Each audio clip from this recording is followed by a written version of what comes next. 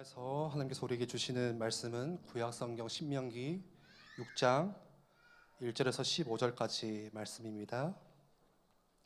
신명기 6장 1절에서 15절까지 제가 봉독합니다. 이는 곧 너희의 하나님 여호와께서 너희에게 가르치라고 명하신 명령과 규례와 법도라.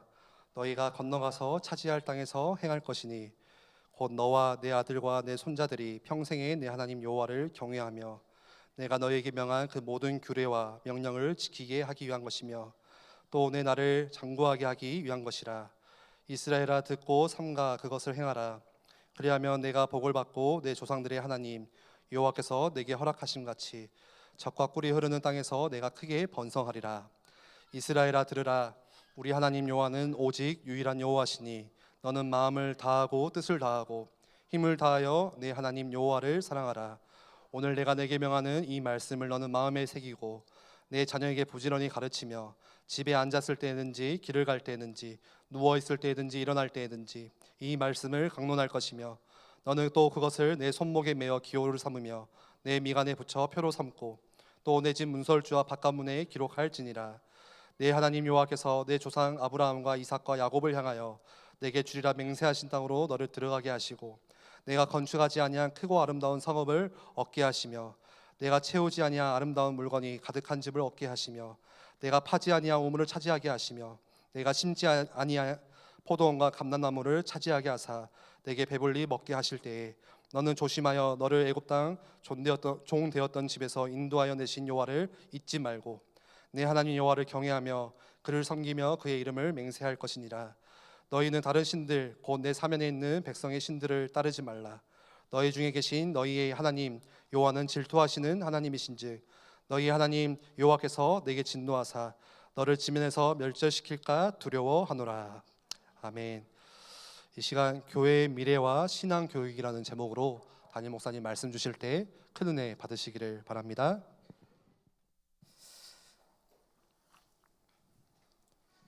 오늘 오전에 같이 함께 나눴던 말씀은 참 우리 개인에게 굉장히 큰 교훈을 주고 메시지를 던져주는 메시지죠. 우리 안수 집사님들하고 잠깐 그런 말씀도 잠깐 나눴는데요. 우리 오늘 또 찬양 인도하는 우리 이 목사님도 잠깐 그런 언급을 했는데 절대 변하지 않는 진리가 하나 있는데요. 사람이 변한다는 거, 그게 변하지 않는 진리입니다. 사람은 상황 따라서 변하게 됩니다. 뭐 직분이 어떠하든 상관없어요. 어떤 자리에 가든 사람은 이리저리 이렇게 변하게 되어져요. 마음도 변하고 태도도 바뀌고 생각도 바뀌고. 그래서 우리가 신앙생활하는 부분에 있어서 굉장히 중요해요. 우리가 노력해서 우리의 모습으로 구원을 받았으면 그걸 유지하는데 조금 더 쉬울 수 있겠지만 우리가 구원받으면 처음부터 끝까지 하나님의 전적인 은혜입니다. 그래서 우리가 신앙생활하며 우리가 변치 않고 뿌리를 깊게 내릴 수 있는 비밀 중의 비밀은 우리 주변을 완전히 은혜가 완전 감싸고 있어야만 우리가 변함을 조금 덜 해요. 성령 하나님이 우리 안에 거하시면서 우리를 충만하게 주장하실 수 있어야 우리가 변하지 않고 하나님이 원하시는 하나님의 마음에 합한 사람으로 살아갈 수가 있어요. 그래서 우리가 항상 구하는 것은 하나님의 은혜를 구하고 성령 하나님이 우리를 완전히 사로잡아 주시도록, 말씀이 우리를 완전히 딱 붙잡아 주시도록 우리가 기도하는 거죠. 그래서 은혜 속에 깊이 거하지 않고 성령의 충만함, 성령이 나를 사로잡지 않는 그런 모습에서 자꾸 내가 벗어나면 나의 원래의 모습으로 자꾸 돌아가요. 우리의 원래 모습은 죄성을 가득 담고 있는 우리의 모습이죠. 그래서 어떻게 보면 믿음의 공동체 안에서 오늘 오전에 메시지 서론에 말씀드린 것처럼 살리는 지적하는 거, 그건 굉장히 사람에게 힘이 되어집니다. 다음 주에 조금 더 우리 12장을 보면서 말씀을 좀 더 나누게 될 건데요. 우리가 필요한 만큼 사람을 죽이는 돌 던지는 책망 말고 사람을 살리기 위해서 하는 비판 또 지적은 굉장히 소중한 열매를 맺게 되죠. 목사님, 우리 어렸을 때 우리는 그렇게 배웠어요. 뭐 다른 분들은 뭐 그렇게 할 수 있어도 목사님한테는 절대로 비판하거나 지적을 하면은 저주받는데요. 그런 데는 여러분 절대 아멘 하면 안 돼요. 목사도 사람이에요. 그래서 저 같은 경우는 습관처럼 물어봅니다. 가족들에게는 항상 제가 물어보는 질문 중에 하나예요.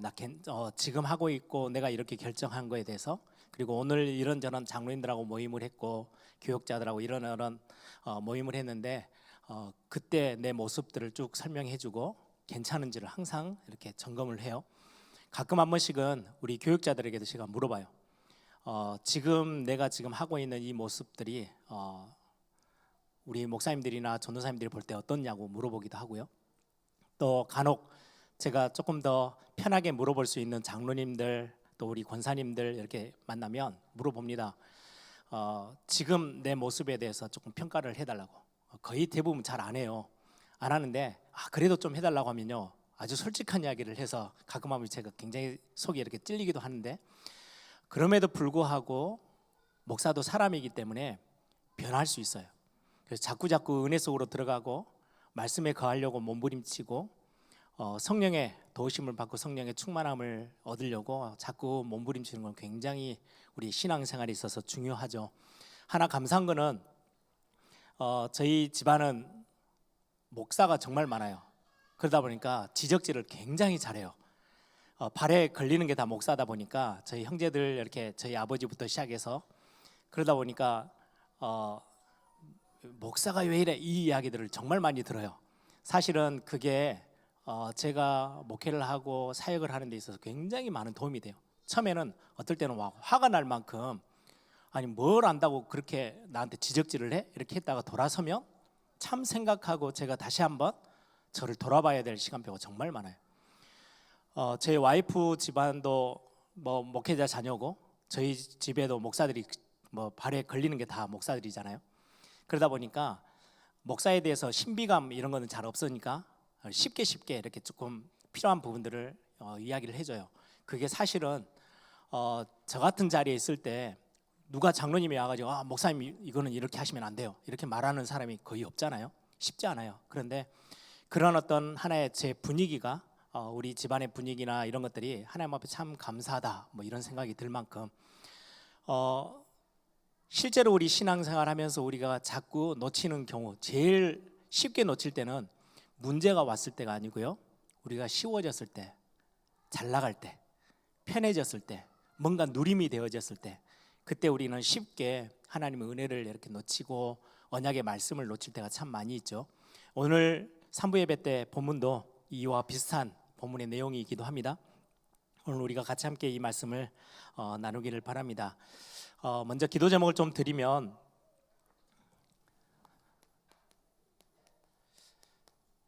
이제 거의 여름 사역들이 이제 렘넌트들을 향한 우리 후대 사역들이 이제 마무리가 좀 되어지고 있죠. 이번 주면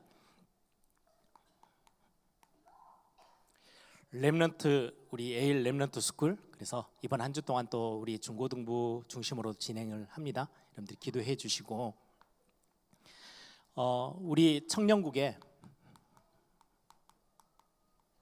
이제 청년국 하면 이제 예전에 우리 대학부, 청년부 이렇게 나눠졌던 게 통합되어서 청년국으로 움직이다 보니까 오늘 주보에 광고가 2가지가 나왔을 거예요. 블루 페스티벌, 그거는 대학 선교국에서 우리 호남지부에서 보통 대학 선교국에서 여름에 수련회를 이름을 붙여놓기를 블루 페스티벌 이렇게 붙였어요. 그래서 어떤 이유인지 몰라도 대학 선교국에서 수련회를 그냥 수련회라고 부르지 않고 색깔을 넣더라고요. 겨울에는 눈이 와서 그런지 화이트 페스티벌, 그래서 겨울 수련회는 화이트 페스티벌이라고 불러요. 봄, 가을은 그린 페스티벌, 레드 페스티벌 이렇게 해요. 그래서 여름에 하는 거는 지금 블루, 바닷가를 생각해서 그 색깔을 정한 것 같아요. 아무튼 대학 선교국 우리 호남지부에 있는 대학생들을 모아서 수련회 하는 게 블루 페스티벌입니다. 그래서 여러분들이 이번에 이제 또 많은 대학생들이 함께 마지막 방학 마지막 텀에 수련회를 하게 돼요. 그리고는 15일 날 또 우리 청년들은 직장 생활하는 청년들이 많다 보니까 쉬는 시간이 나지 않잖아요. 그래서 15일 우리 공휴일을 중심으로 해서 세계 청년 수련회가 진행이 되어집니다. 그래서 이번 주는 월화부터 계속해서 대학생들, 청년들이 움직이게 되어져요. 여러분들이 위해서 기도해 주시고, 이제 거의 여름 성경학교는 유치부, 유년부, 초등부가 이번 주에 이렇게 또 진행이 되어집니다. 여러분들이 꼭 그걸 놓고 기도해 주시기 바랍니다. 오늘 제목을 교회의 미래, 그리고 이 교회의 미래와 신앙교육.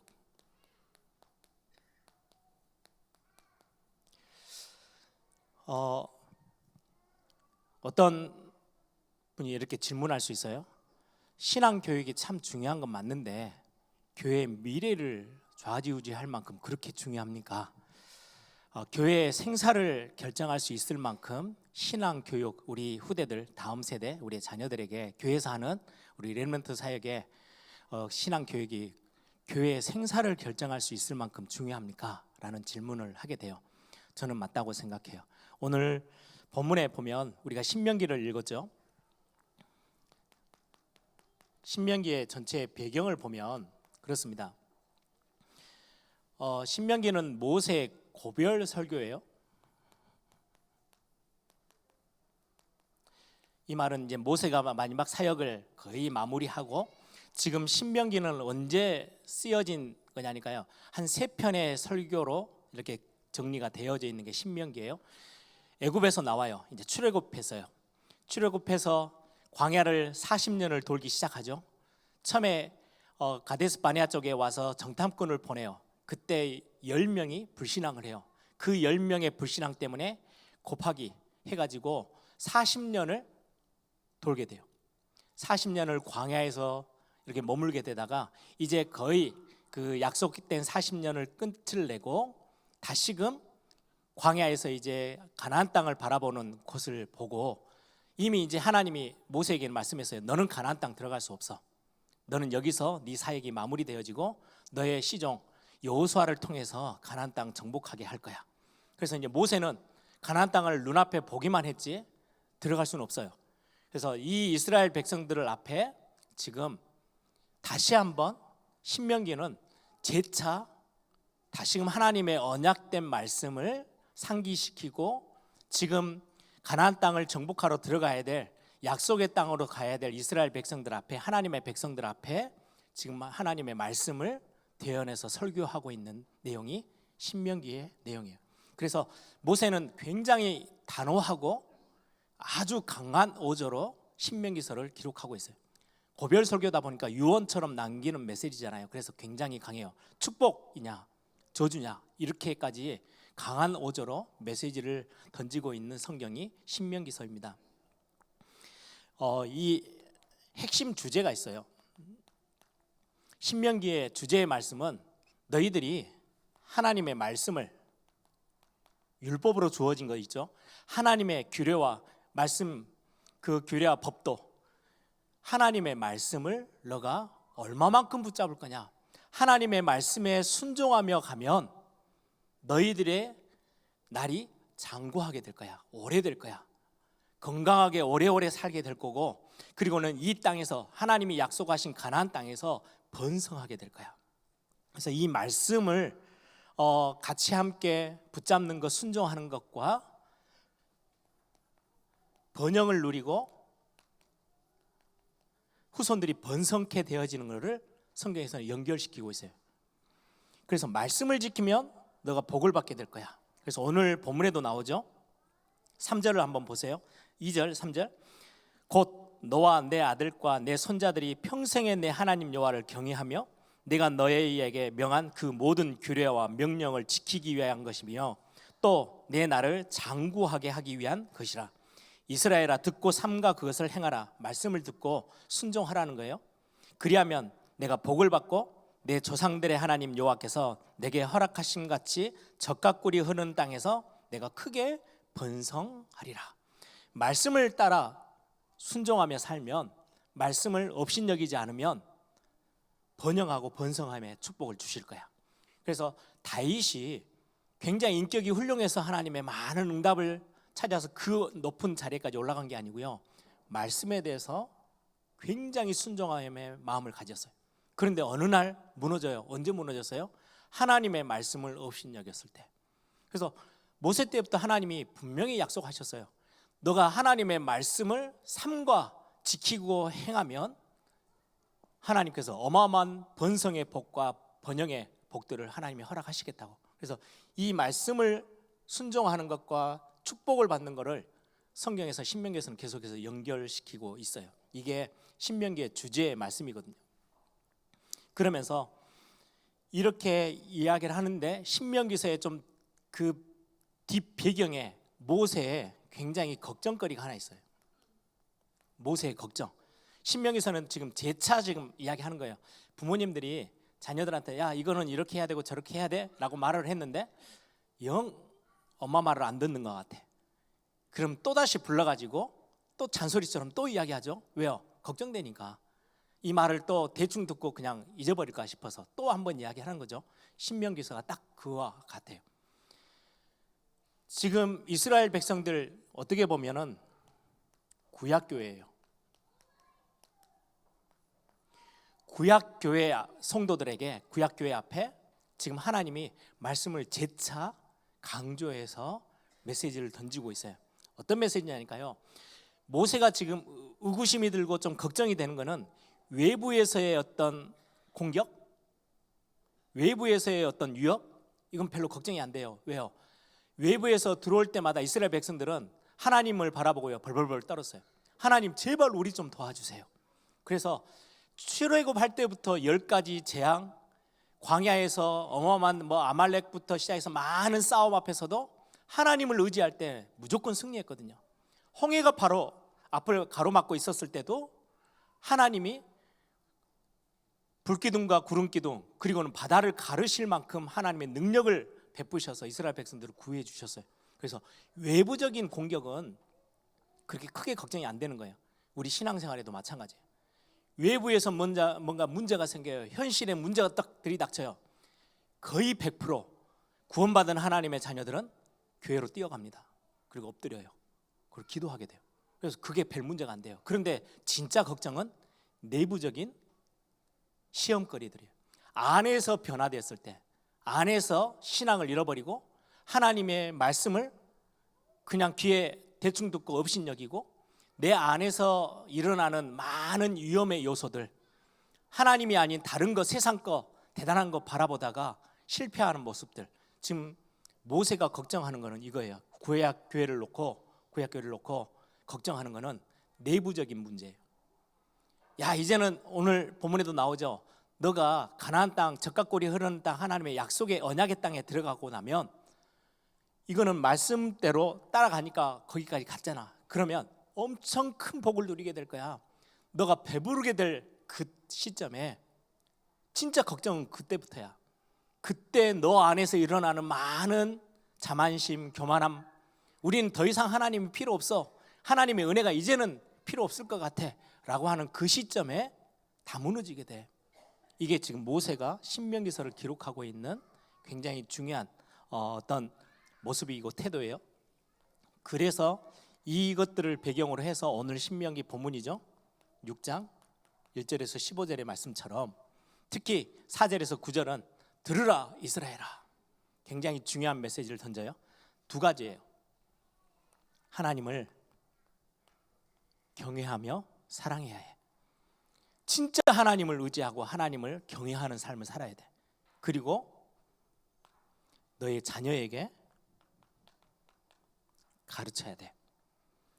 그러면 그 땅에 들어가서도 번성하고 그 땅에 들어가서도 하나님의 많은 복을 누리게 될 거야. 이게 신명기서의 고별 설교에 어떻게 보면 큰 배경이고 내용이에요. 그러면 오늘 한번 우리 출애굽 세대, 우리에게 굉장히 교훈이 되어지는 구약의 교회 모습을 한번 볼까요? 출애굽에서 나왔어요. 그런데 여전히 출애굽 1세대들은 불신앙과 원망과 불평이 가득 차 있었어요. 그리고는 우상 숭배하죠. 자꾸 옛날 걸로 돌아가요. 그래서 각인된 게 그렇게도 중요해요. 400년 동안이나 애굽의 종노릇 하던 그게 완전히 뼛속까지 뿌리 내려져 있다 보니까 자꾸 옛날로 돌아가는 거예요. 결국 어떻게 돼요? 하나님이 이들이 행하는 1세대가 행하는 불신앙을 보고 너희들은 가나안 땅 못 들어가. 그냥 광야에서 다 그냥 너희들의 생을 다 끝낼 거야. 그래가 진짜요. 40세가 넘어간 사람들, 40년 광야 생활했으니까 40살이 넘어간 1세대들은 광야에서 다 장례식을 치렀어요. 딱 2사람 남겨놓고, 여호수아 갈렙 2사람 남겨놓고, 나머지는 다 40살 밑에예요. 1세대는 불신앙 때문에 각인된 게 바뀌지 않아서 결국은 그냥 광야길에, 출애굽에 따르는 것은 구원을 받았는 거죠. 구원을 받아놓고도 큰 응답을 보지 못하고 그냥 살아가는 삶 속에서 그냥 그렇게 하다가 묻혔어요. 2세대가 중요해요. 오늘 지금 신명기 말씀을 고별 설교를 전달받는 대상이 여기에요. 이제 가나안 땅을 들어가야 될 출애굽 2세대들, 이제 40살 다 밑에 있는 젊은 세대들이죠. 이 세대들 앞에 너희들은 이제 가나안 땅을, 하나님이 약속하신 그 땅을 밟게 될 건데 그때 어떻게 해야 되는지를 정확하게 이 광야 2세대에게 하나님이 말씀을 주고 계세요. 똑같은 말씀이에요. 하나님의 말씀 절대로 잊으면 안 돼. 이 말씀 붙잡고 순종하며 살아야 돼. 이 말씀을 묵상하고 붙잡아야 돼. 그러면 가나안 땅에 들어가서 어마어마한 번영의 축복을 누리게 될 거야. 이거를 2세대들에게 말씀해 주고 있어요. 그리고는 이제 가나안 땅에 들어가요. 여호수아를 중심으로 앞세우고 언약궤를 앞세우고, 언약궤는 하나님의 말씀을 상징하죠. 앞세우고 가나안 땅에 들어가요. 그래서 가장 먼저 굉장히 전략도 뛰어난 전략이에요. 가나안 땅이 좀 길쭉하거든요. 이렇게, 그렇죠? 지중해, 이쪽은 지중해 바다고 이쪽은 요단강이 이렇게 있어요. 사해 바다가 있고. 그러면 여기를 건너가야 되는데 이 여호수아가 전략을 어떻게 짰냐니까 바로 여기에 여리고성이 있어요. 요단강을 건너자마자 여리고성을 쳐요. 딱 어떤 모습하고 비슷하냐니까요. 우리 한국 전쟁 때 완전히 북쪽이 다 밀고 내려와가지고 부산만 딱 남아 있었잖아요. 그때 메가더 장군이 어디를 치고 들어갔어요? 인천 상륙작전을 했잖아요. 허리를 딱 찌르고 들어가요. 양쪽 북쪽에서 더 이상 보급책이 못 내려오고 밑에서도 뭔가 다 끊기니까 어떻게 해야 될지는 모를 만큼 딱 중간 허리를 딱 자르니까 전쟁에서 굉장히 유리한 점령을 딱 한 것처럼 여호수아가 여리고를 치면서 이 반쪽을 딱 나눠버려요. 그리고는 여호수아서를 보면요, 남쪽에 왕들이 연합군을 만들었을 때 실패시 완전히 딱 장악해요. 정복해요. 북쪽이 내려올 수 없어요. 왜? 여리고성부터 시작해서 이 중간에 딱 끊겨버렸어요.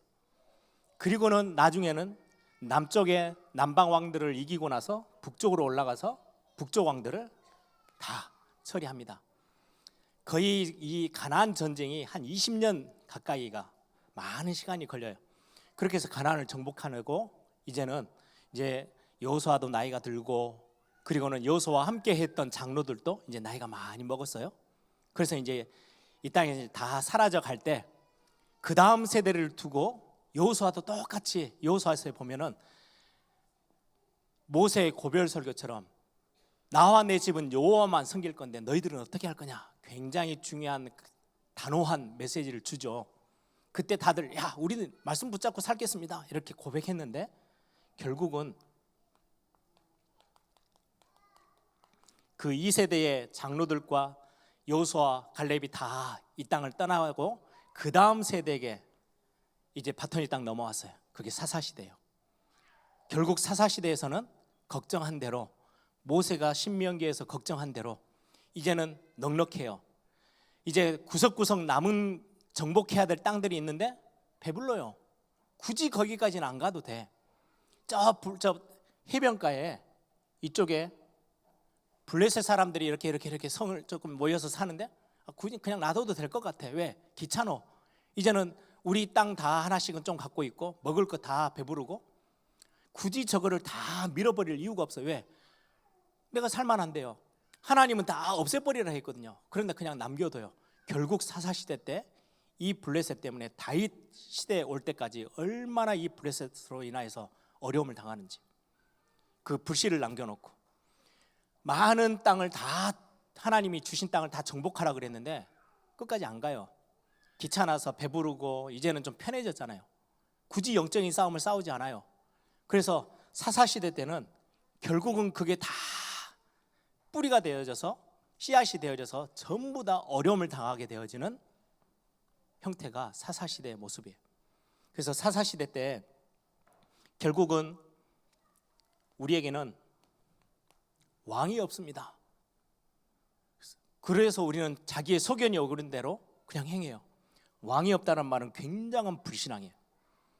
이스라엘 구약교회에게 하나님은 왕으로 자정해 계셨어요. 이스라엘 백성들에게는요, 진짜 왕이 있는데 세상 나라의 왕과 다르게 완전히 그들의 삶을 책임져 주실 수 있는 왕이 진짜 있었어요. 그런데 이스라엘 백성들의 고백에는요, 자기들에게는 왕이 없대요. 하나님은 우리의 왕이신지는 그거 잘 모르겠고 우리에게 왕이 없어. 그래서 사사시대를 맞이해요. 결국 사사기 2장 6절에서 10절에 보면 다음 세대, 우리 이 광야의 이 세대들이 일어나고 나서 이제 죽고 나면 그 다음 세대가 일어나야 되잖아요. 이 다음 세대가 하나님을 알지 못하는 세대로 일어나게 되는 것들을 성경은 말씀하고 있어요.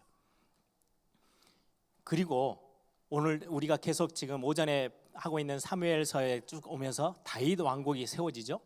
다윗 왕국이 세워지고 그 다윗 왕국에 굉장히 중요한 게 다윗이 시도 없이 고백했던 거예요. 실수할 때 빼놓고 하나님이 나의 왕이십니다. 나의 왕 되신 분은 하나님이십니다. 이게 다윗 왕국의 엄청난 색깔이에요. 그게 거의 400년이에요. 사사시대 때 가나안 땅 들어오고 나서 솔로몬이 성전을 딱 지어서 하나님 앞에 본격적으로 예배해야 되겠다라고 했을 때가 480년이 지난 때예요. 그럼 400년이 흘러오고 가나안 정복하고 했던 그 모든 시간 속에 다윗이 왕으로 서게 되어지고 다윗 왕국이 이제는 구약교회 교회다운 교회의 모습을 갖추기 시작할 때가 거의 400년 가까이 흘렀거든요. 그동안에 우리는 왕이 없어요. 이게 후대들에게 일어났던 신앙의 본질의 문제였어요. 분명히 말씀했어요. 부모들에게 다음 세대에게 반드시 말씀을 지키는 거, 말씀 교육, 신앙 교육 반드시 해줘야 돼. 너희들이 하나님을 경외한 만큼 너희의 자녀들에게도 신앙 교육 시켜서 말씀 알게 해서 하나님을 알게 해서 하나님을 경외하는 법, 그리고 말씀에 순종하는 법 가르쳐줘야 돼. 그래야 계속해서 번영과 번성의 축복을 누리게 될 거야. 이게 신명기서에 계속해서 신앙 교육을 강조해요. 이거 안 되면 결국은 망하게 될 거야. 교회의 생사가 이거에 걸려 있음을 구약교회에서부터 계속해서 강조하고 계세요. 하나님이. 출애굽 세대를 보면 우리 금방 눈치를 채죠. 그러면 우리 지금의 교회 안에서의 우리의 모습들을 대조하면서 한번 잠깐 보겠습니다.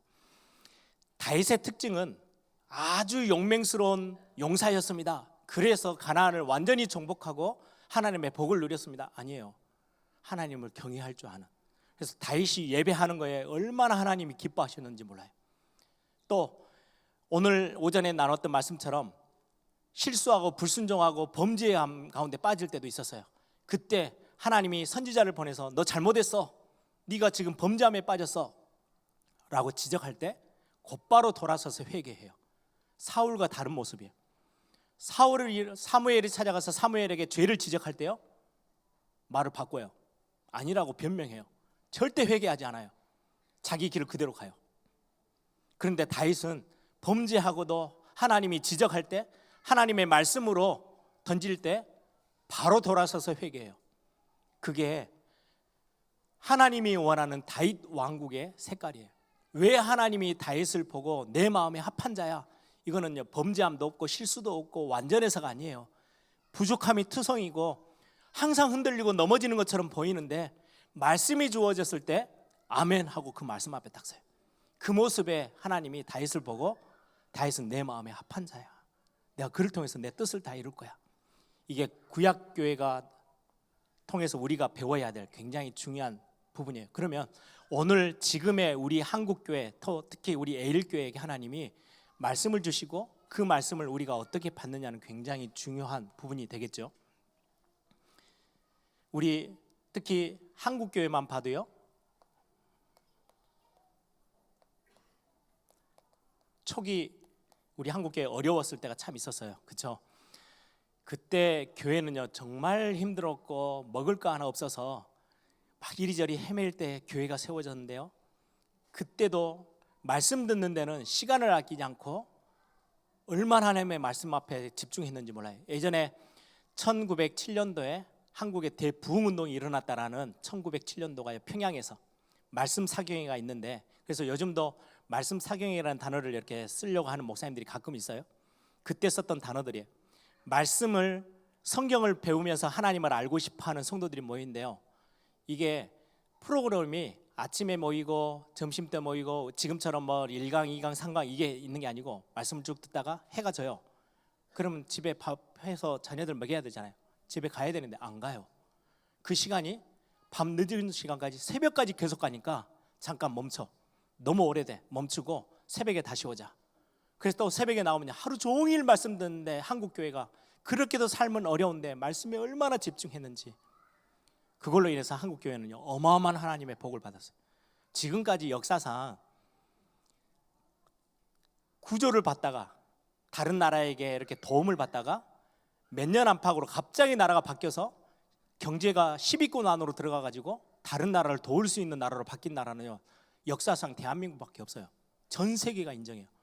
어떻게 감히 대한민국이라는 저 조선이라는 조그마한 나라가 갑자기 급부상해서 어마어마한 힘과 이 조그마한 나라가 전 세계를 흔들 만큼의 영향력 있는 나라로 바뀌어요? 이거는 역사상, 세계 역사상 이런 일이 있었던 적이 단 한 번도 없어요. 너무 신기한 일이라고 다들 이야기를 해요. 그 저 눈에 보이지 않는 배경에는요 한국 교회가 말씀을 얼마나 사랑하고 사모했는지요. 과거에 어려울 때마다 하나님 앞에 엎드리고요. 그 어려운 시간 쪼개가지고 붕해한다 그러면요 여기저기 천지 다 지역에서 막 다 모여가지고요 밤늦게까지 기도하고 말씀 듣고. 그런데 지금 이제 아주 편안한 시대가 됐죠. 2000년이 넘어가면서 이제 한국도 되게 잘 사는 나라로 바뀌어 왔어요. 이제 편안한 걸 되게 추구해요. 예전에 교회를 빼먹고 학원을 간다? 있을 수 없는 이야기예요.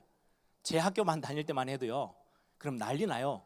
부모들에게 학원 때문에 주일날 교회를 못 가? 그런 법은 없어요. 반대지. 교회 때문에 다른 걸 다 해도 신앙생활을 지켜야 되는 게 이전에 우리 어려웠을 때 초기 한국 교회의 모습이에요. 지금 다른 걸 다 떠놓고 주일날 이렇게 3부 예배를 오후에 안 드리고 7시 반에 합니다. 얼마나 올까요? 저녁에 그래도 일주일에 다 하루 쉬는 날 얼마나 저녁 시간에 좋은 프로그램들이 많고 많은 스케줄을 잡은데 교회가 그걸 다 빼앗아? 그러면 성도님들이 확 쫄걸요. 지금 갑자기 이 3부 예배를 없애고 저녁 예배로 바꿉시다 7시 반에 쉽지 않을 거예요. 집에 가면 안 나올 가능성이 엄청 크기 때문에 한국교회도 이제 점점 스타일을 바꿔가고 있죠. 21세기 되게 편안한 시간이 됐어요. 여유 있어요. 한국이 너무너무 많은 진짜 하나님이 주신 번영과 번성에 많은 복을 누려요. 그러다 보니까 이것만 약해져요. 딱 성경에서 교훈하고 경고하듯이.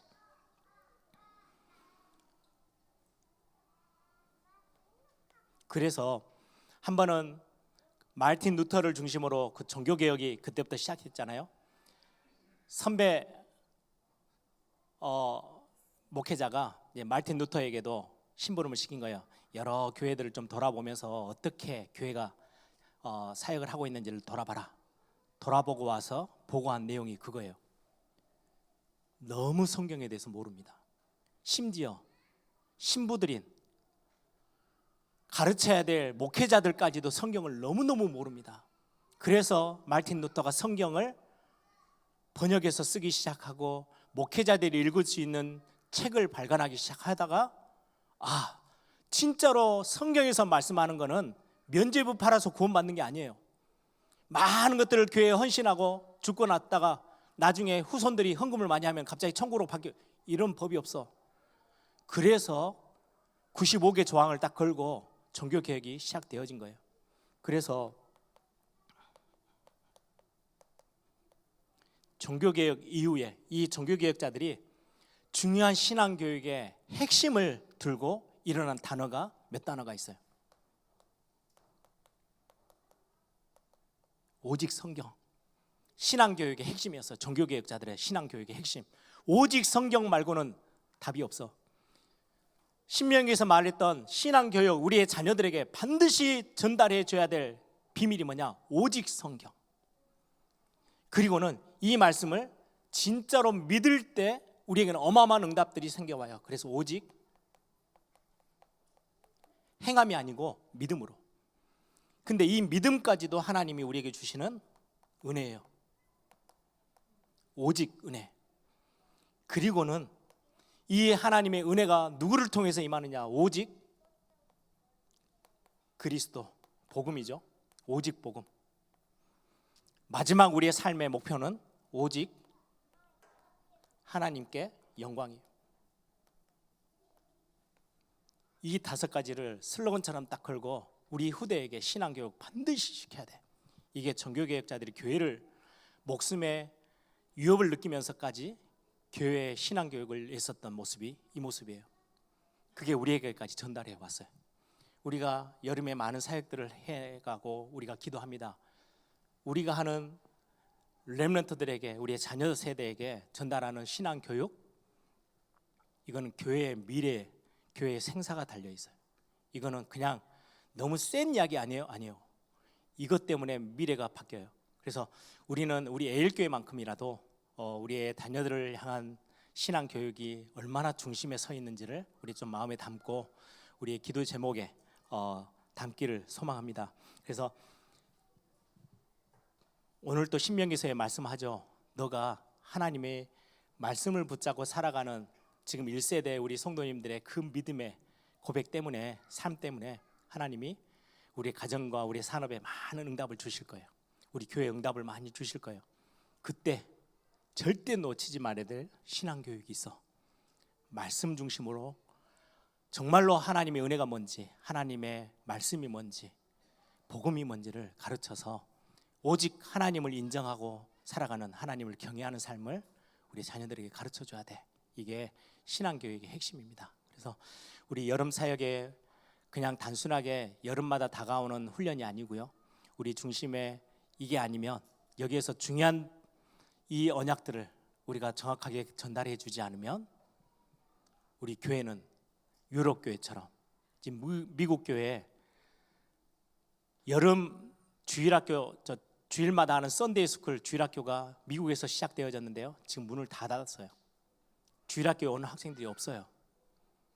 한국이 점점 그걸 따라가고 있어요. 참 안타까운 현실이죠. 우리 신앙교육이 얼마나 중요한지 우리의 어떤 중심의 기도의 제목으로 두고 우리가 같이 함께 기도의 제목으로 삼아야 되겠습니다. 오늘 같이 함께 기도하겠습니다.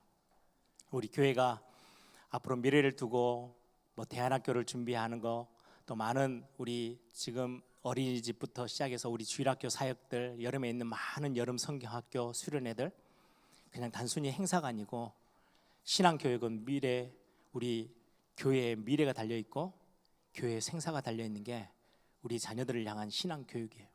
그래서 이거는 잘하고 못하고를 떠나서 우리의 중심의 기도 제목으로 설 때 하나님은 거기에 맞는 우리 에일교회 올바른 응답들을 하나님이 주실 것입니다. 하나님, 이번 주 이제 마지막 거의 방학도 끝나가는 시간인데 우리 렘넌트들을 향한 교회 안에서의 중요한 사역들, 남아있는 사역들, 하나님 이들에게 하나님을 올바르게 경외하고 은혜를 사모하고 말씀을 붙잡는 삶이 무엇인지를 가르쳐주는 우리 교회가 되어지도록 신앙교육에 가장 앞서서 뛰어가는 힘을 내는 우리 에일교회가 되게 해달라고 이 시간에 한번 다 같이 한번 기도하겠습니다.